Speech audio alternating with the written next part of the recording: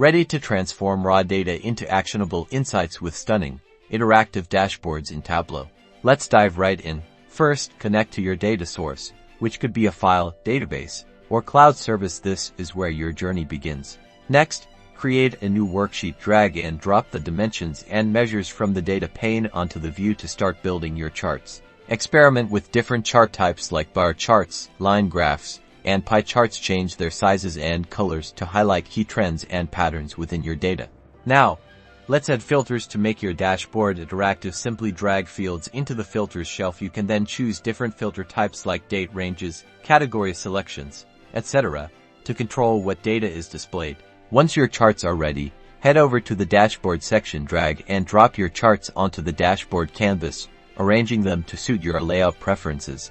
Customize your dashboard with titles, labels, and legends. Adjust the size and positioning of each chart to achieve a clean, user-friendly layout. Add interactive elements like quick filters. They let your audience explore the data in more detail. Finally, remember, keep your dashboard visually uncluttered to convey valuable insights at a glance. Always focus on clarity and ease of understanding, and that's how to build a powerful and engaging Tableau dashboard.